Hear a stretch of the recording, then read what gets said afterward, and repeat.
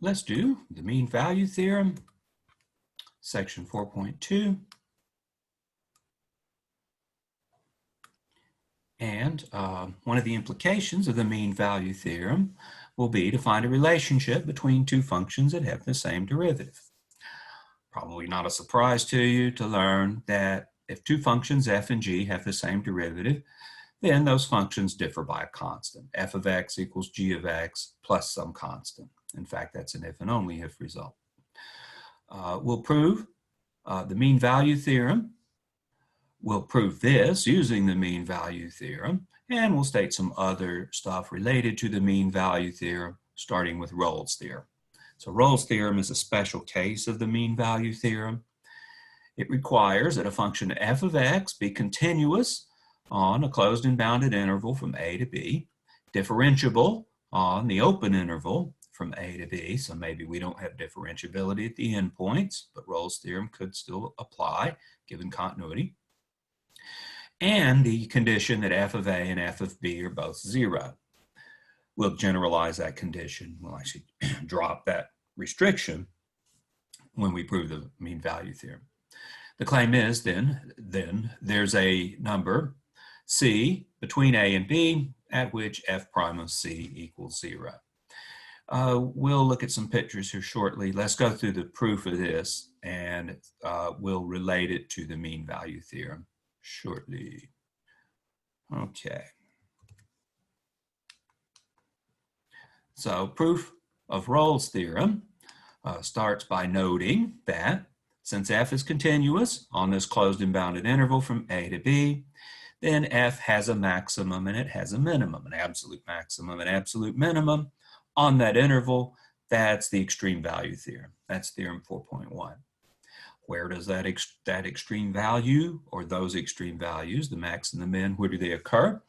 Well, we saw that in the previous section when we showed that the extreme values will occur either at interior points where the derivative is 0, this is for a continuous function, at interior points where f prime does not exist, or at the endpoints of the function's domain, a and b.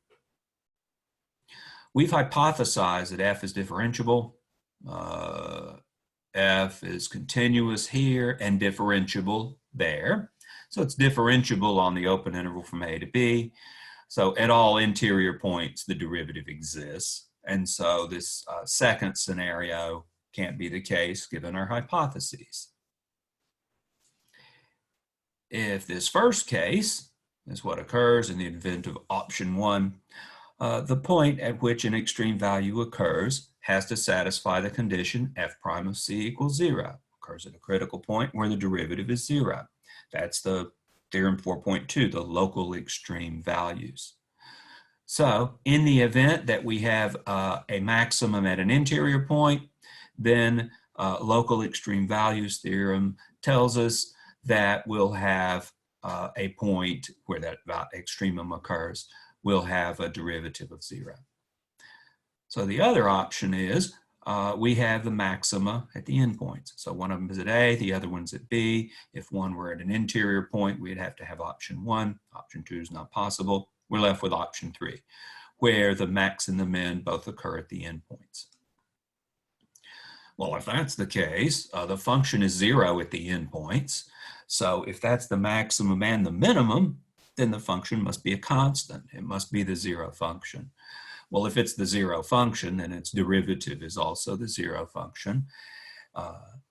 And then we claim there was a point interior where the derivative is 0. Yeah, in this third case, the derivative is 0 throughout that interval. So there is at least one number. In fact, there's a whole bunch of them in this case. So there's a demonstration of Rolle's theorem. It's really a property of differentiable functions. Let's go back to the notes and draw some pictures as promised. This condition of continuity is necessary. Here's some functions that violate Rolle's theorem's conclusion because they don't satisfy the hypotheses. Here's a function, and look at this, the derivative isn't 0 anywhere between a and b. Yeah, the the function is not continuous on the interval from a to b either. Here's another function, interval from a to b. Notice the function takes the same values on at a and b. We could assume those values are 0 to precisely match the hypotheses as stated. But there's no place where the derivative is 0. Same thing over here. Well, this one's discontinuous at point A. This one's discontinuous at point x sub 0. It has what we call a jump discontinuity at x sub 0. This one's got a, what's this? Maybe a corner, possibly a cusp, depending on the details of the graph. It's certainly a point where that function doesn't have a tangent line. It's a point where the function is not differentiable. At least this one's continuous on the interval from A to B. Yeah, but it's not differentiable, and we needed continuity on the closed interval and differentiability on the open interval. We don't have the differentiability in this third one. Let's illustrate it with an example. Let's look at 4.2, number 60, which says, construct a polynomial f of x that has zeros at -2, -1, 0, 1, and 2. Graph it. Let's not go overboard with graphing just yet. We'll go overboard with graphing shortly, but let's just kind of sketch out what that polynomial looks like and graph its derivative together. So we'll graph both the function and its derivative. And the question is, how is what you see related to Rolle's theorem? Do the same for the sine function. Okay, first, you want a function that has these 1, 2, 3, 4, these 5 roots? Fine. Let's let x plus 2 be a factor of this polynomial. Then -2 is a root. Let's let x plus 1 be a factor. So -1 is a root. Let x itself be a factor. So 0 is a root. And here's the factor that gives 1 as a root, and here's the factor that gives 2 as a root. So this will give out the desired numbers as roots, zeros, of the polynomial. We could multiply that out. Actually, the x plus 1 and x minus 1 combine to give us an x squared minus 1. The x plus 2 and x minus 2 combine to give us an x squared minus 4. So it's not terribly messy as a polynomial. It only has these 3 terms in the polynomial. But there it is. It's a 5th degree polynomial, and it has the desired roots because it can be factored like this. All right. I bring up the multiplying out thing because they're going to want us to talk about the derivative. So this is easy to differentiate. All right. The derivative, easy. 5x to the 4th minus 15x squared plus 4. You're good at differentiation by now. Differentiating a polynomial, about the easiest thing to differentiate. Now we need to set that equal to 0 or see where it doesn't exist. Find the critical points. Well, it exists everywhere, so there's no place where the derivative is undefined, but this could be 0. Look at this. This is a quadratic in x squared. So treat this as 5 times x squared minus 15 times x squared plus 4. It's a quadratic in x squared. So I can apply the quadratic equation and solve not for x, but for x squared. Here I've got x squared squared. Here I've got x squared. Here I've got a constant. So it looks like a quadratic. It is a quadratic, but in x squared, because I've got x squared squared and x squared to the 1st power, if you like, there. So I can use the quadratic equation, a, b, and c, 5, -15, and 4 respectively. So we can apply the quadratic equation, -b plus or minus the square root of b squared minus 4ac, all divided by 2a. Doesn't give us x, it gives us x squared, because we're dealing with solving for x squared using the quadratic formula. But we'll have to take some square roots here and deal with the fallout from that. So we get x squared given by this quantity here. There's a plus or minus in there that the quadratic equation gives us. That'll give us a positive 15. -15 squared is 225 minus 80, 145, square root of over 10. So if we take square roots of both sides, well, that'll be interested in the positive and the negative square root. We get x equals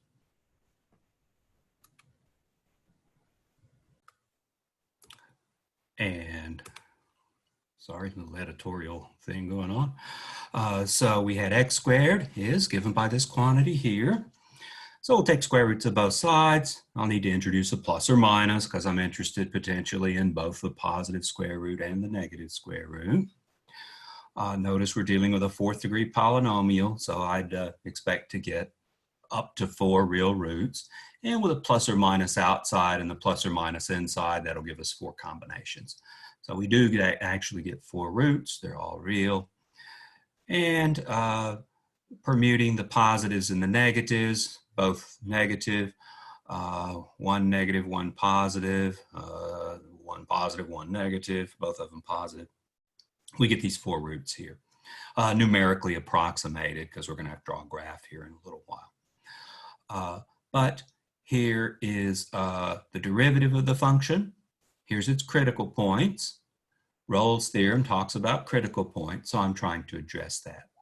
And we get these at around 0.5 and around 1.6, and the negatives of those two. So there's some symmetry here. And were we to graph the polynomial in blue, the polynomial had roots at -2, -1, 0, 1, and 2. It passes through those points like that. I could see if it goes upwards or downwards. We could do some sign analysis to determine whether it goes up through that point and then down and then up and then down and then up versus going down through the point and then up to like a mirror image of itself. This is a correct graph when x is a big positive number. All the factors here are positive, and so the function is positive is one way to establish that. Now, we had zeros of the derivative. Here's the derivative. We had zeros of the derivative at around 0.5 and -0.5, and at around 1.6 and -1.6. The important thing is they're between the zeros of the original function. So what we see is in blue is the original function. The blue dots, the blue points, represent the roots of the original function, the polynomial function, the zeros of that function, if you like. And the red dots are the places where the derivative is 0. So they're the critical points where the derivative is 0. Rolle's theorem says, hey, if the function takes on the value, say at -2 and -1, and some hypotheses are satisfied, which are satisfied here, then somewhere between these 2 points, the derivative is 0. It's 0 right there.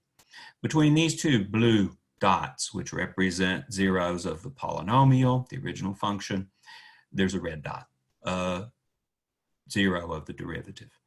Same thing here, between the 2 blue dots is a red dot, but between the 2 blue dots is a red dot. Now, it said there could be more than one red dot between the blue dots. Well, yeah, I mean, if I look at the -2 over here and the 2 over here, that function is 0 at both of those values, the blue function is. So we're guaranteed that the red function crosses the axis, touches the axis, somewhere between -2 and 2, at least once. Yeah, in fact, it does it 4 times, as we can see from the picture. But the conclusion of Rolle's theorem was is at least once stuff. And indeed, as required by Rolle's theorem, between any 2 points where function f is 0, there's a place where f prime is 0, encoded in terms of the little colored dots, since I can do that. Okay, they wanted us to graph sine function and its derivative and have a similar conversation. Let's color code it similarly.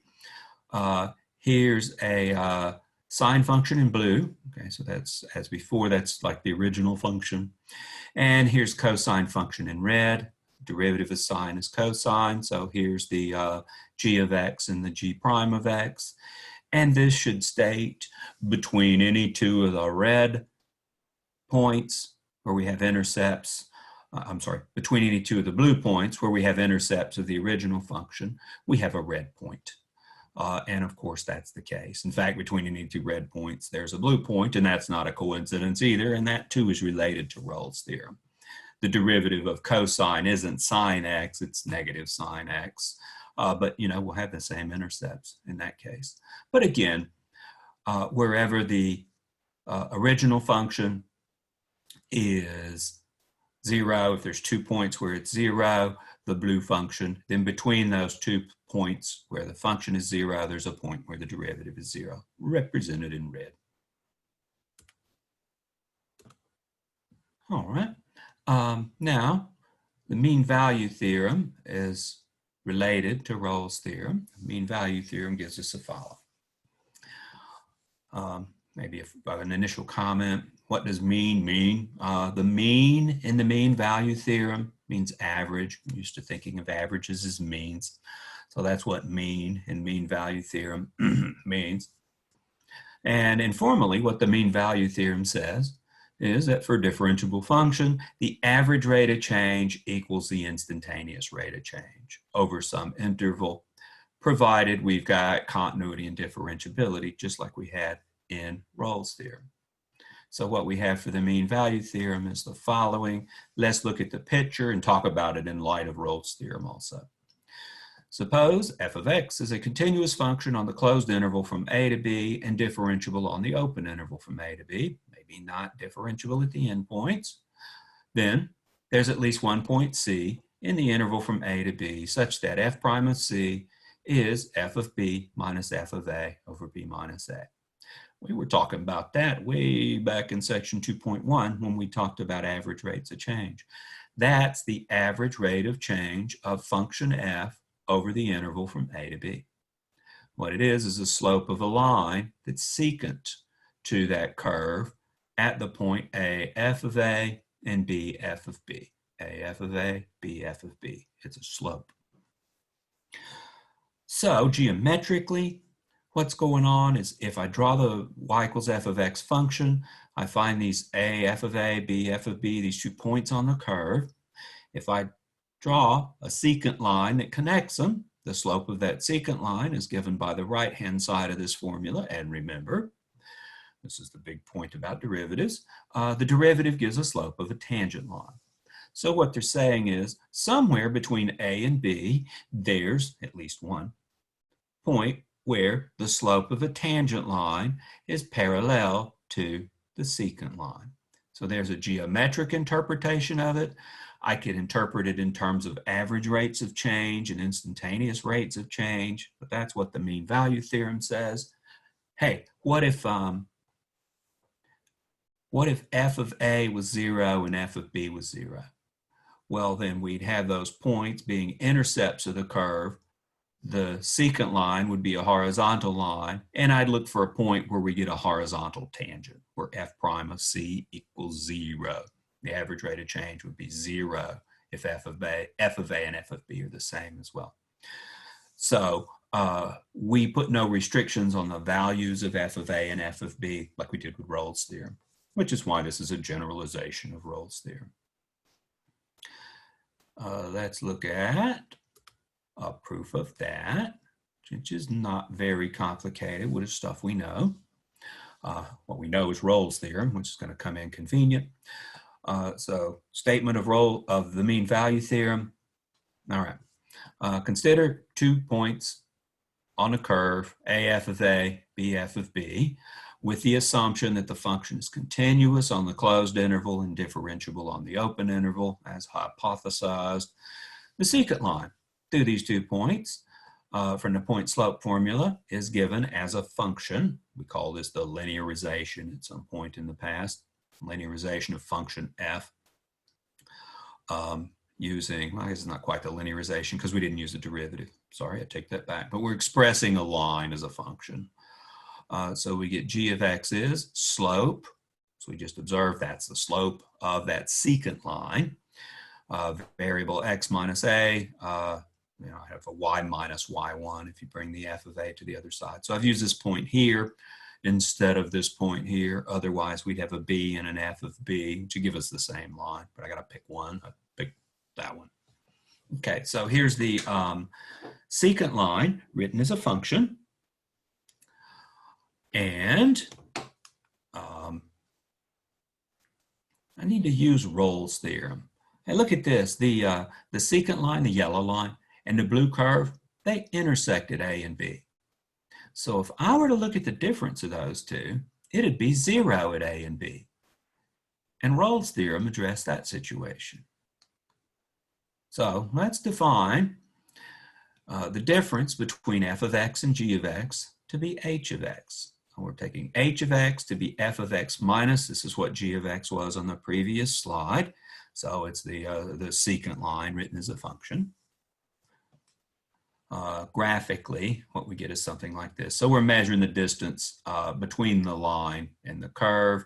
We're taking function minus line. So it's the f of x minus the h of x. For all I know, that curve is below the straight line. So I hesitate to say distance. The difference is the right word to use.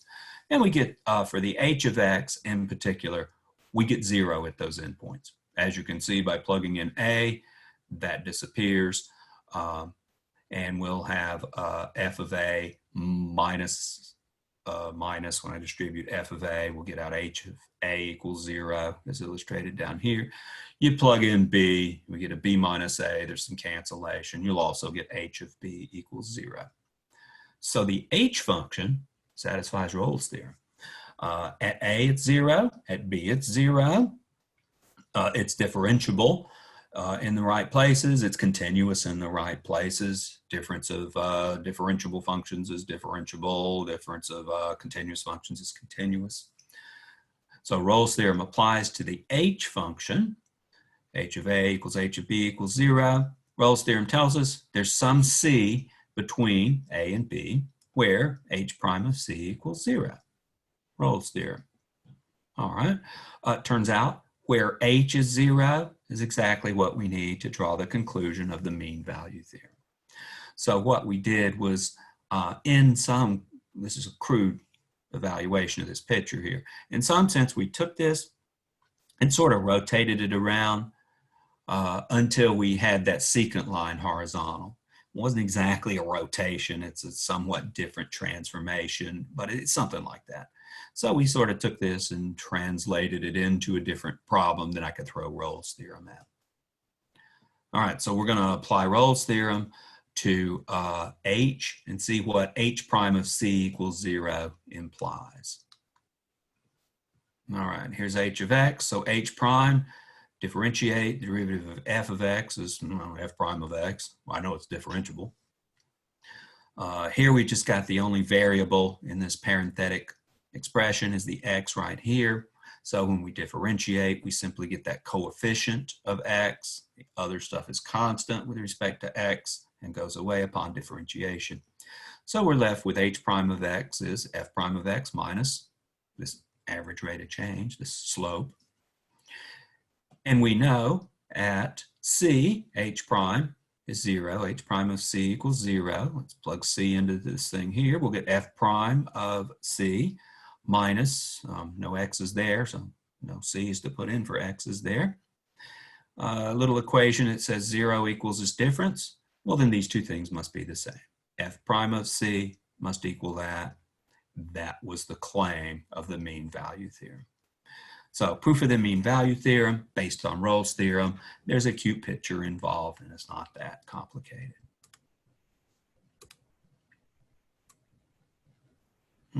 Tiny bit of history, more in passing on this. Rolle's theorem is named for Michael Rolle, so 1652 to 1719. Yeah, Newton and Leibniz were toying around with calculus ideas around the year 1700. So Rolle, I guess, is part of the story as well. Publishes the result in 1691, according to a website. Go to the notes, click there. It'll link you to the story. The textbook says Joseph Louis Lagrange was the first to state the mean value theorem. Wikipedia says it was first proved by Augustin Louis Cauchy. We ran across Cauchy before. Possibly we ran across Lagrange before. If you haven't, you'll run across Lagrange again. You'll run across Cauchy again. I think you kind of seen the last of this Michael Rolle chap. I'm not sure if he's known for anything beyond Rolle's theorem. These three claims are not necessarily contradictory. It's name for this person who published it, name for this person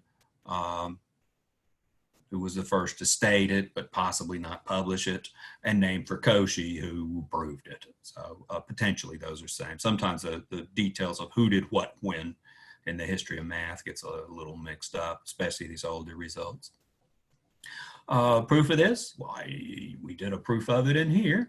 A bit more rigorous proof dealing with what the real numbers are in great detail can be found in our senior level analysis 1 class. There's a link to some information on that. All these websites I checked fairly recently and they're up and running. They shouldn't go anywhere. We'll also encounter something called the mean value theorem for definite integrals around the end of Calculus 1 when we do something called integrals. It'll pop up in a proof of a thing called the fundamental theorem of calculus. So that must be pretty basic stuff. But this isn't the only mean value theorem you'll see. All right, let's illustrate this mean value theorem, the mean value theorem for derivatives. That's what we're dealing with versus other mean value theorems. Let's do 3 examples. Okay. Find a value C that satisfies that little average rate of change equals the instantaneous rate of change as described in the mean value theorem. For the function f of x equals x to the 2/3, there's your function on the interval 0, 1.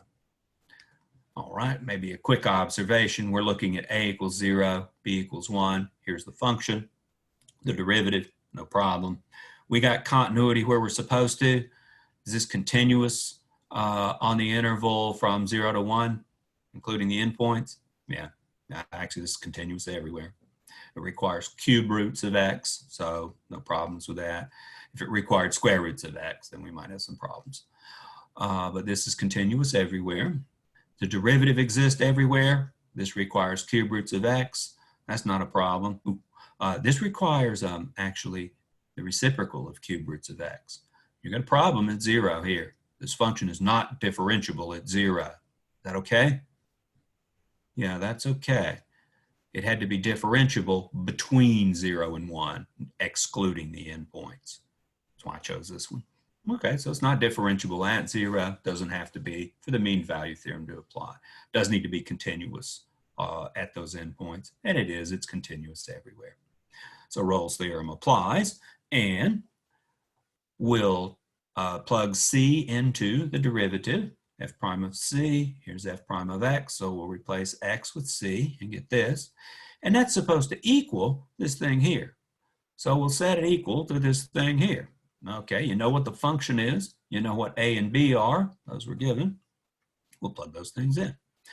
So we'll plug in b equals 1 to the function. That'll give us 1 to the 2/3. We'll plug a equals 0 into the function. That'll give us 0 to the 2/3. I don't need to write all that stuff down, but I want it clear to see what came from where. B is 1, A is 0. We get 1 minus 0. My little habit of putting things I've substituted in parentheses as best I can to help you locate where substitution was done. Simplifying, that's 1 divided by 1, so that equals 1. So we're looking for a place where 2/3 c to the negative 1/3 equals 1. It says find the value of c. All right. Well, then we need cross multiplying. We need c to the negative 1/3 times 2/3. Let's cross multiply that 2/3. Oops. Take it to the other side. It will go over as a 3/2 reciprocal on the other side. We could take a root, a -3 root of both sides. That'll leave us with c on the left. Sorry, -3 root, excuse me. Let's raise both sides to the -3 power. That's what I need to say. That'll give us c to the 1 power on the left. I'm trying to get this c isolated. Gives us this stuff on the right, 3/2 to the -3. Take the negative in as a reciprocal and do the cubing. We get 8/27, 8/27. So there's an application of the mean value theorem in terms of finding a value c that is promised to exist by the mean value theorem. Let's do another one. All right, this is a arguably an applied problem. They ask you for an explanation. So we'll have to take these words they've given us and translate them into functions and intervals and stuff like that to use the mean value theorem. The story is a trucker handed in a ticket at a toll booth showing that in 2 hours she had covered 159 miles on a toll road with a speed limit of 65 miles per hour. The trucker was cited for speeding. Why? All right. Well, because she went 159 miles in 2 hours. The average speed was what? 159 miles divided by 2 hours. That's a 79.5 miles per hour. Yeah, I mean, that's the problem. Well, let's explain that using the mean value theorem. Okay. So we'll introduce a Cartesian coordinate system. The truck is located at the origin of this coordinate system when the 2 hours begin, taking t as 0 when the journey starts. We'll use units of hours on the horizontal axis. I might call it the t-axis because it's t will treat as time. The units of the vertical axis, let's take as miles. Okay, then when we take slopes or derivatives, they'll come out in the units of miles per hour. MPH, maybe I'll express it, yeah, see in the shadows there, MPH. But we'll have miles divided by hours as the units for slopes, and we want to talk about slopes. We want to talk about derivatives because we want to use the mean value theorem. So this just encodes it in such a way that if we let f of t represent the location of the truck at time t, then f of 0, the clock starts when the truck has then traveled 0 miles, presumably when she picked up the ticket from a previous toll booth. F of 2, 2 hours later, she's gone a distance of 159 miles. For physical reasons, f is differentiable on the interval from 0 to 2 and continuous on the interval from 0 to 2, including the endpoints. And she didn't just vanish at some point and reappear further down the road. So that's an application of the physics. It gives continuity, for example. Here, differentiability, the velocity function is always defined. So we can talk about f prime. So I take those based on physical arguments. And then I can say, well, then the mean value theorem applies. So we've got 2 points, an initial point and a final point. Let's use the mean value theorem to conclude that on the interval from 0 to 2, somewhere there's a point C where f prime of C, the derivative, the velocity, is f of b minus f of a over b minus a. There exists some point C in this interval such that the instantaneous velocity equals the average velocity. I plug in the numbers, 2 hours and 0 hours, corresponding from the function to 159 miles minus 0 miles, divided by 2 hours, miles in the numerator, hours in the denominator, and there's that 79.5 we mentioned earlier, miles per hour. So at some point, we know by the mean value theorem that the velocity had to be 79.5 miles per hour. So she was speeding at some point. So there's a mean value theorem proof of a speeding ticket being justified.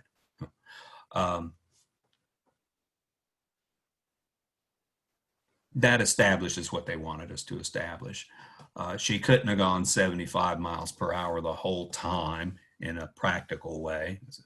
She started at probably a toll booth and ended at a toll booth. So there was some acceleration involved in that. And we can draw a conclusion at some point, period of time, realistically, she had to go a lot faster than 79.5 miles per hour to make up for the starting to accelerate and then the decelerating at the end. But this answers the question they asked. Here's some hypotheses on a function. And they ask us to establish something involving bounds on the derivative.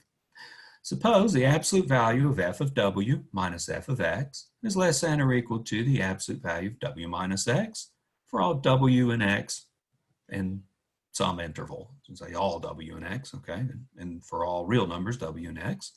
And suppose f is differentiable. They want us to prove that the derivative is bounded below by -1 and above by +1 throughout the domain of the function, presumably all real numbers. They didn't tell us otherwise.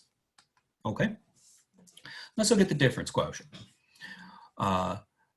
If we consider this alternative formula for the derivative that we had seen, where we take a limit as w approaches x, we've written it like this. We also had the standard definition formula, the limit as h approaches 0.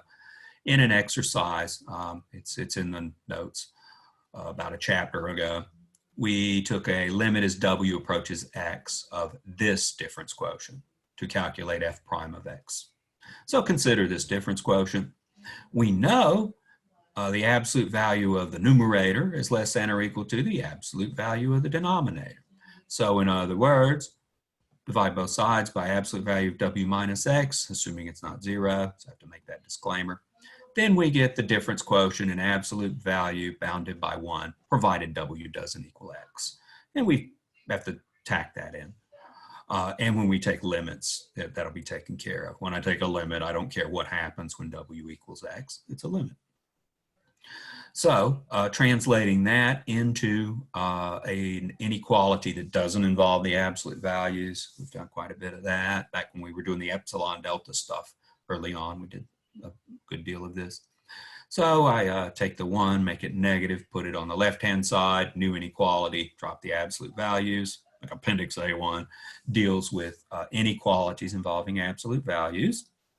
So we get the difference quotient bounded above by 1 and below by -1, provided w doesn't equal x. F is differentiable. They told us that right there. F is differentiable. So that's hypothesized. The alternative formula for the derivative says, then you can calculate f prime of x by taking a limit as w approaches x of this particular difference quotient. All right, in taking a limit, remember, this means a bunch of involved stuff, part of which is w doesn't equal x. So I don't have to write that out explicitly anymore. But there's a formula for the derivative. We know this thing is between -1 and 1, and we know this limit exists because we were told the function is differentiable. I need a little result from the end of chapter 2. Exercise 23 says if we have a function that's between m on one side and n on the other side, this holds for all x, the limit as x approaches c of f of x equals L will imply that the limit has to be between those same bounds.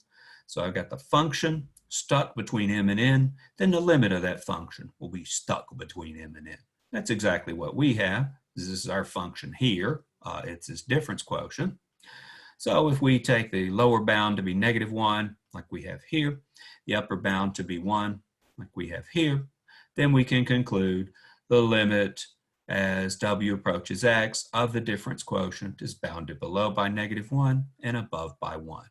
That is, translating it back into an absolute value and knowing that this limit actually equals the derivative, we can conclude that the absolute value of the derivative is less than or equal to 1. That's what they wanted us to show. I include this one because it involves a little bit more involved argument here and a little topic that shouldn't be terribly surprising, but we didn't cover this exercise 2.23. I don't think possibly we did in class, but it's not in the videos, though there is some things about this alternative formula for derivative. Okay, we want to do another one? Not yet. Back to the notes. All right. Remember, the derivative of a constant function is 0. There's a reference for you if you're into that kind of thing. In fact, the only functions that have a derivative of 0 are constant functions. That's what this corollary to the mean value theorem says. Totally unsurprising result. You think of the derivative as a rate of change. Well, the rate of change is 0, and the function must be constant. Let's go through and establish that. Formally, the statement is, if f prime of x equals 0 at each point of an interval I, then f of x equals k for all x and I, where k is some constant. The only functions that have derivatives of 0 on intervals are constant functions. So let's establish that. Shouldn't be too involved. One slide. All right, so if the derivative is 0, then the function is constant on an interval. All right, take any 2 points, x1 and x2, in the interval. Say it's the interval from A to B. Take x1 less than x2, just to have 2 different points. Suppose x1 is the lesser of the 2. F is differentiable. On the closed interval, differentiability implies continuity, so it'll be continuous on the open interval. So mean value theorem applies. So we're going to apply the mean value theorem on this little interval from x1 to x2, closed interval. We know there is a number c between x1 and x2 such that f prime of c equals the average rate of change over that interval. But remember, we hypothesize the derivative is 0 everywhere in the interval I. In particular, I don't know what point C is, but I know the derivative is 0 there. So we get 0 out for f prime of C. F prime of x equals 0 throughout the interval. So f prime of C equals 0. So we can set this average rate of change equal to 0. We can cross multiply by x1 minus x2. x1 minus x2 is not 0. I didn't divide by 0, right? Right. I chose x1 and x2 to be different. That's relevant down here. Cross multiply. That leaves f of x2 minus f of x1 equals 0. Rearrange. That gives f of x1 equals f of x2. Call that common value. Let's call it k. Hey, x1 and x2, when we started this, I said they were any 2 points in that interval. So they were arbitrary points in that interval. Since we've shown for any 2 points in the interval that the function takes on the same value we've denoted as k, then throughout that interval, the function must take on the value k. So the only functions with derivative 0 are constant functions. We'll use this in addressing functions that have the same derivative here shortly. All right.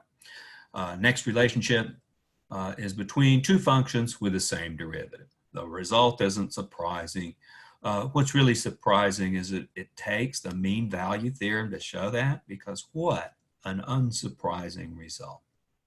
The statement is Corollary 4.2, a corollary to the mean value theorem, something that follows from the mean value theorem, that is, says functions with the same derivative differ by a constant. If you've been exposed to calculus before, those words probably ring familiar. Suppose f prime of x and g prime of x are the same throughout some interval, say a to b.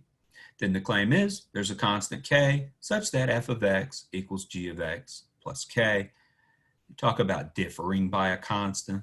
Well, I could rearrange this to read f of x minus g of x equals k. So there's your constant k. Let's prove that.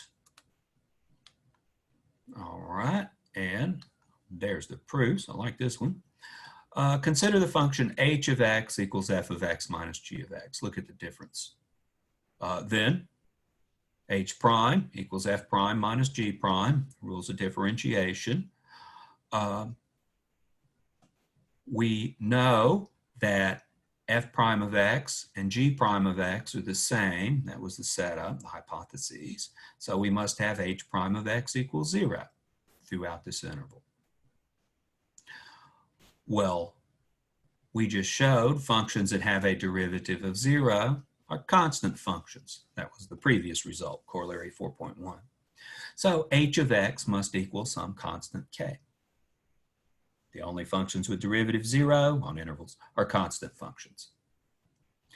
H of x was what? F of x minus g of x. Plug that in here. We get f of x minus g of x equals some constant, call it k.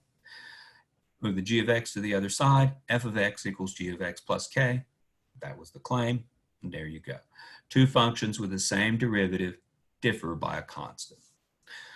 So if I gave you the derivative of a function, you couldn't tell me what the function is. If you were trying to do differentiation backwards, it's not going to work without some more information. there's a bunch of functions. They all differ by a constant from each other, apparently. But there's maybe a whole bunch of functions that all would have the same derivative. You give me the derivative, I can't tell you what the function is you differentiated to get that. I can give you a list of some things. I can tell you the form of a function, but I can't tell you the specific function.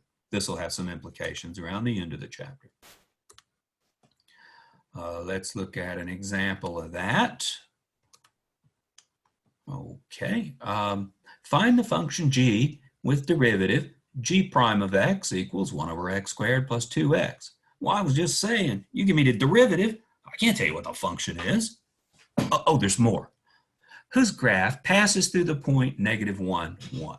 And what it amounts to is I can tell you the form of g from this part, but there's this constant thing that I won't be able to determine.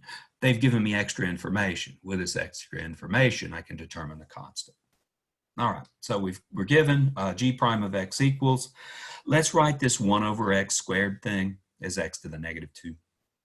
G prime of x is x to the -2 plus 2x. And the one function that has this as its derivative is, let's see, kind of eyeball it here. We'll have a technique for this later. What would you differentiate to get x to the -2? Well, I would have subtracted 1 to get the -2. I would have needed to subtract from -1. If I differentiate this function, x to the -1, I'll bring the negative down front, subtract 1 from the exponent. That'll give me an x to the -2. Actually, that'll give me a negative x to the -2. I need an extra negative sign out front to balance that off. When I differentiate this, I bring the -1 down, we'll have a negative times a negative, that'll be gone. Subtract 1 from the exponent, indeed, we'll get that back. What do you differentiate to get 2x? Well, x squared could be. Here's a thing that has as its derivative g prime. So one function that has this derivative is this one. Poking around with our knowledge of derivatives, kind of guessing what this function would be that when differentiated gives the given function. We'll organize that in the last section of this chapter. It's called antiderivatives. More of that in detail. For now, we'll deal with just kind of poking at them. All right. We know, as we just saw in Corollary 4.2, that functions with the same derivative differ by a constant. So I can't tell you what you differentiated to get this, but I can tell you it looks like this.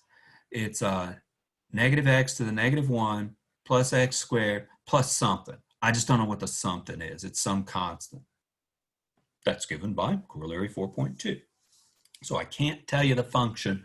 I can tell you the form of the function, but I don't know, given simply the derivative information, I can't determine the exact function. But they gave us more information. But knowing the derivative, I can determine sort of the form of the function. It's of this form, where k is some number. Just don't know what number it is. Well, let's figure out what number it is. So we've got g of x to be of this form. Now, to find the k, that constant, let's deal with the fact that we know the graph of y equals g of x passes through the point -1, 1. In other words, when I plug -1 in for x, I get 1 out for the function value. G of -1 equals 1. Let's plug -1 into the form of g. So g is of this form. I just don't know what k is. So we'll have negative -1 to the -1 plus 2 times -1 plus k. So again, I've used parentheses to indicate where I've substituted. There's the plus k. Right-hand side, supposed to be 1. So we'll set it equal to 1. Well, there's a little formula involving a bunch of numbers and k. So we can solve it for k. In so doing, we get k equals 2. So the k value up here must be 2, and g of x must be this function here. Replace k with 2. I can't tell you what g of x is just from the derivative. Well, they didn't give you just the derivative. They gave you the derivative along with some more information. That more information is how we found the value of the unknown constant k. We'll definitely encounter this idea again at the end of chapter 4 in the antiderivative section. Okay, let's do that little idea again. but in an applied problem related to velocity, position, and acceleration. Their story is, suppose an object falls vertically in a gravitational field with a constant acceleration of negative 9.8 meters per second squared. That's the acceleration due to gravity at the surface of the Earth. Objects will fall according to that if you ignore air resistance at the surface of the Earth. If the height at time t is given by s of t, so let's see, the second derivative of position is acceleration, the first derivative is velocity. In addition, the initial height is s of 0, denoted s sub 0, measured in meters. That's what those little symbols mean there. And the initial velocity is s prime of 0 equals velocity v of 0 equals v sub 0. Velocity would be meters per second. We're using meters and seconds, it looks like. Then find the velocity function v of t and the height function s of t. All right. More informally, what I'm trying to do is throw a rock up into the air and see what its position is, what its height is, how far is it from the ground. You need two pieces of information to determine that. You need to know where I'm standing when I throw that rock upwards. Am I at ground level or am I on the floor, the roof of a 10-story building? You need to know my initial height, and you need to know how hard I threw the rock upward. That is, you need to know the initial height, s of 0, and the initial velocity, v of 0, or s prime of 0. And it makes sense if you know initial height and you know how hard the rock was thrown, you ought to be able to figure out how high the rock is, what the height is as a function of time. Hey, you know the acceleration due to gravity. All right, so physically it should make sense. Let's do the calculus stuff. All right, we'll take s of t as position, v of t is velocity, and a of t is acceleration. We've done that in the past. Very beginning of chapter 2, we mentioned Galileo, and we actually mentioned some of these formulas. In chapter 2, we were trying to take derivatives. We're trying to do that backwards now. We're working our way from acceleration back to velocity and back to position. When we did this earlier, we started with position and we took derivatives to get velocity and second derivatives to get acceleration. We're given acceleration and trying to work backwards. More of this will play a role around the end of the chapter also. It's one reason I'm bringing it up now. We know acceleration is the derivative of velocity. We know velocity is the derivative of position. We have acceleration given as negative 9.8 meters per second squared. So one function that has this as its derivative is negative 9.8 times the variable. Variable's t. So negative 9.8 t. Differentiate that with respect to t, you get negative 9.8. Don't sweat over the units quite so much. Sure, I differentiate this, I get that. But that doesn't mean that the velocity function is given by this. It's given by this plus a possible constant. I don't know what the constant is, but they gave me some more information. So I know that the velocity function must be of the form negative 9.8 t, just by eyeballing this, plus some constant. Let's call it k sub 1, because we're going to do this twice. Velocity is of the form negative 9.8 t plus k sub 1. Yeah, the units for velocity will be meters per second. And k sub 1 is some constant. How are you going to find it? Well, they told us something about the velocity. They told us when t is 0, the velocity is this little symbol here, v sub 0, some number.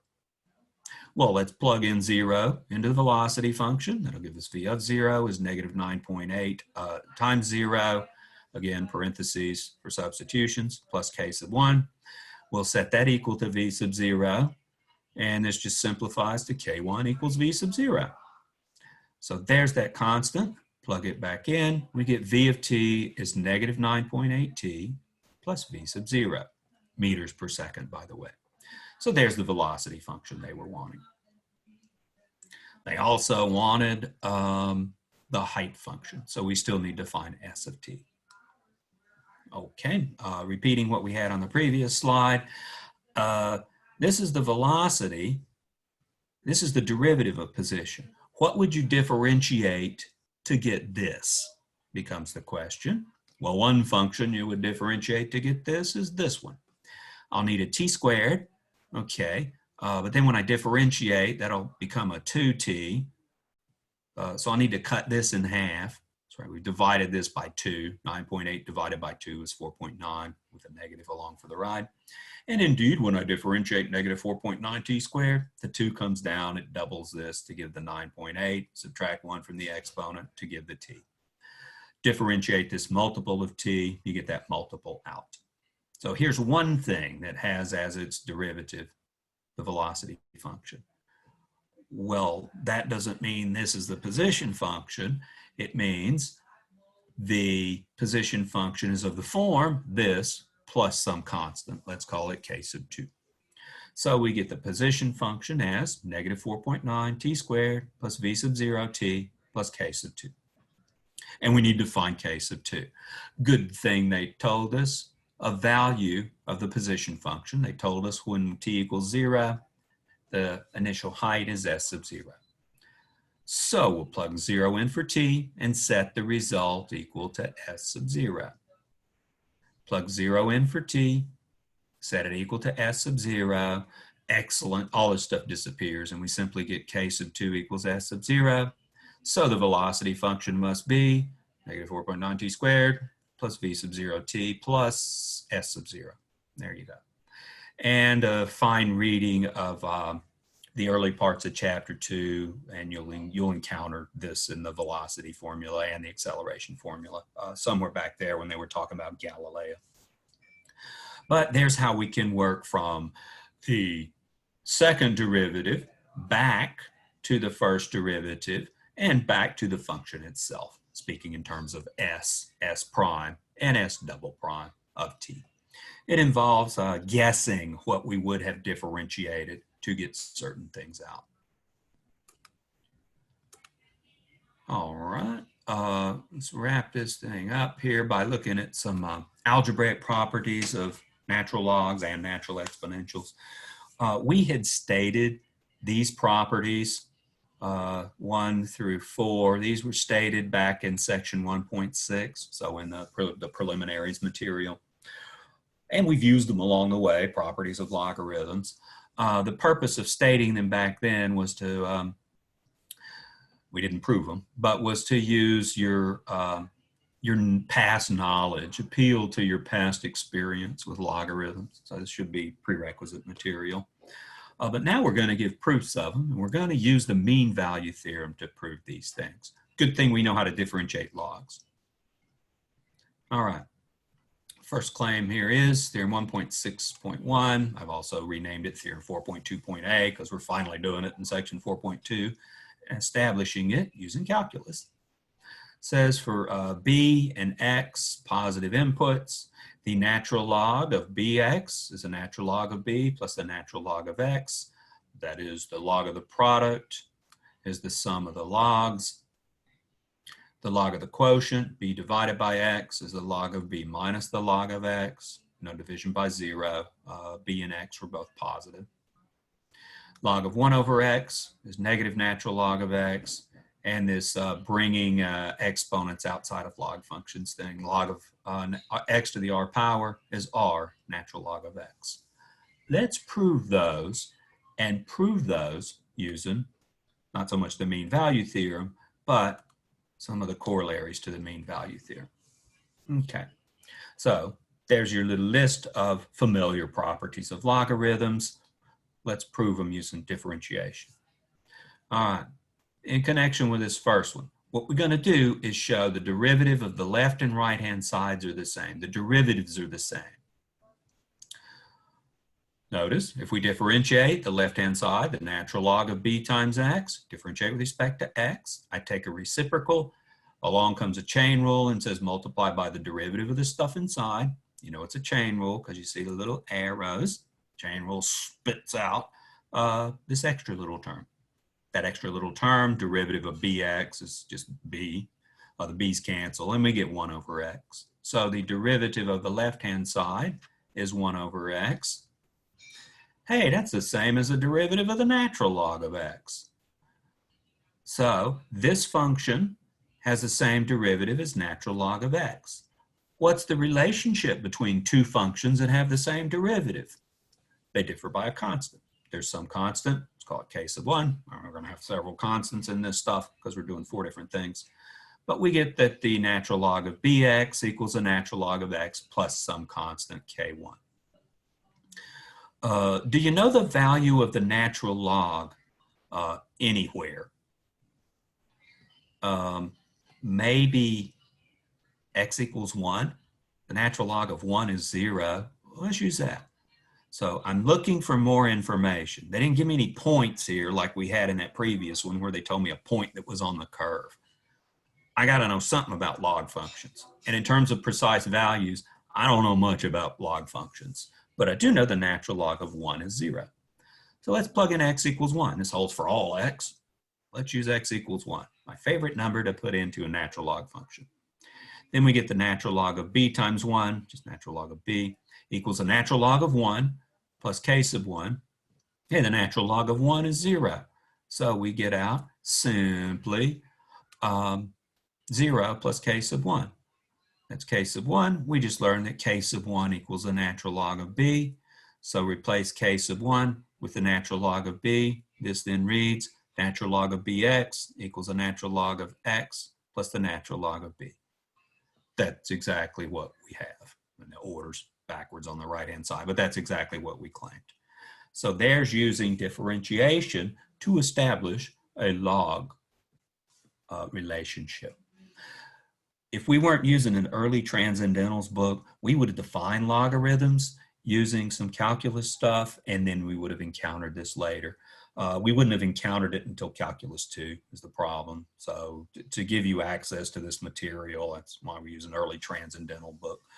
If you take a biology class, you're likely to see logs and exponentials pop up.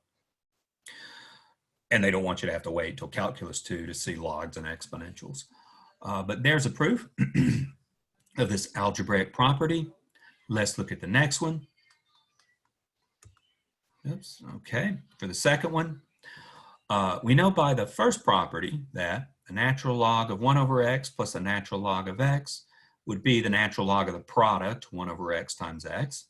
Well, 1 over x times x, cancel the x's, get 1 as long as x isn't 0.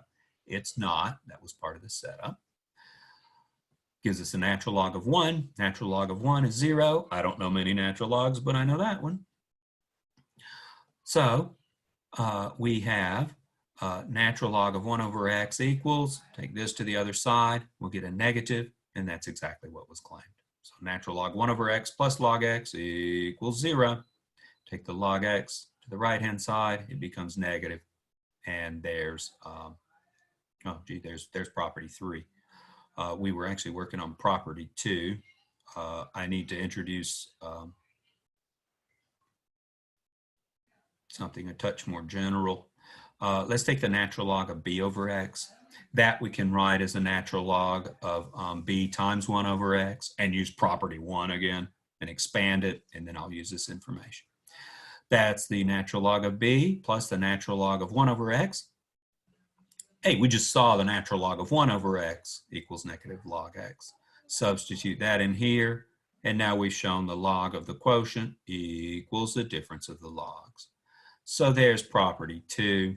Along the way, we've actually established property 3 as well by differentiation. Finally, let's establish that the log of x to the r equals r times the natural log of x. Okay, you know how to differentiate logs. You know how to differentiate x to the r power. This is actually a little composition of functions. How do you differentiate a composition of functions? Chain rule. So if we differentiate the natural log of x to the r, we'll have 1 over x to the r times the derivative of x to the r. Chain rule. What's the derivative of x to the r, where r is any real number? R x to the r minus 1. That's a power rule, the general power rule. We had the power rule, I don't know, 3 times, maybe 4 times for positive whole numbers, for integers, for fractions, rational numbers, and then for real numbers. I guess it was probably 4 times.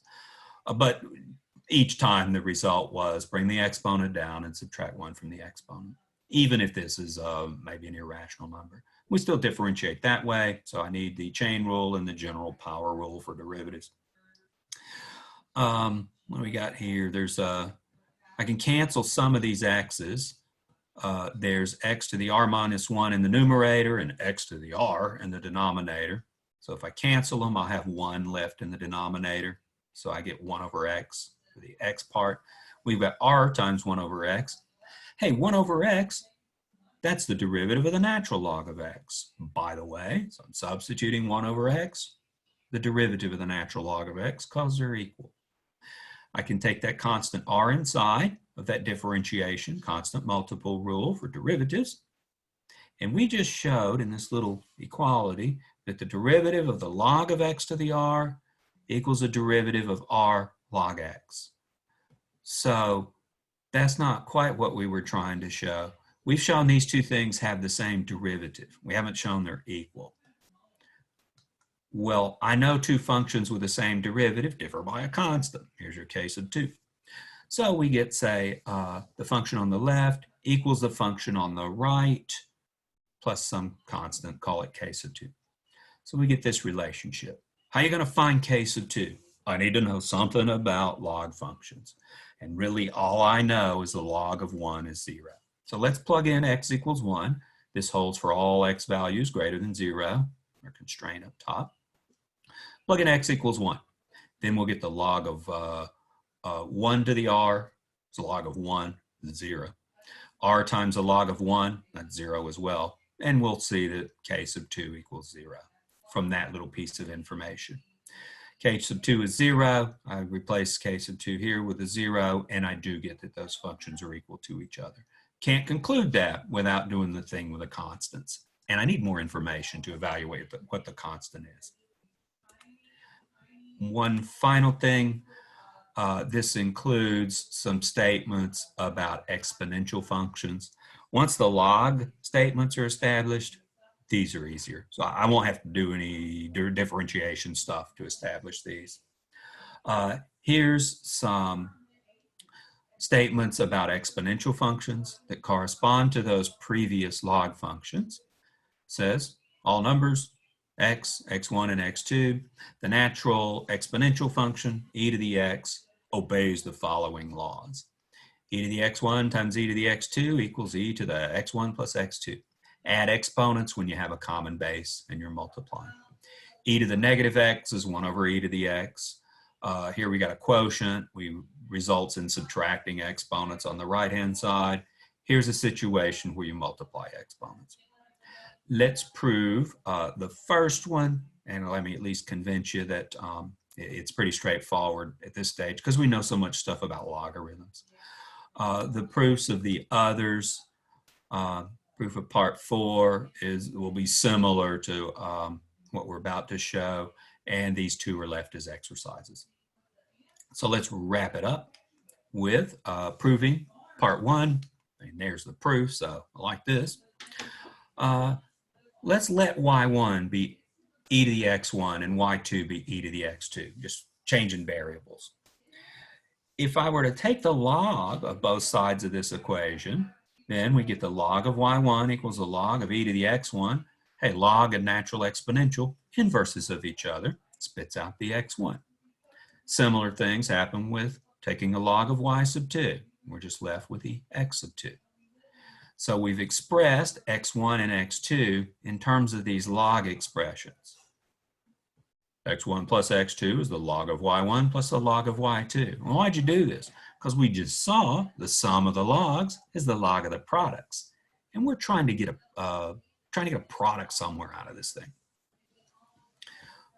So if we'll observe then that e to the x1 plus x2, okay, let's see, x1 plus x2 is the log of y1 times y2, so that's just substitution from this previous statement.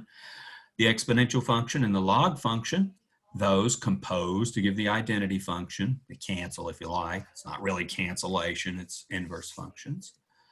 but that outputs a y1 times y2, and let's put those back in terms of what they were originally. Y1 was e to the x1, y2 was e to the x2, substitute in, and that's exactly what we were trying to show.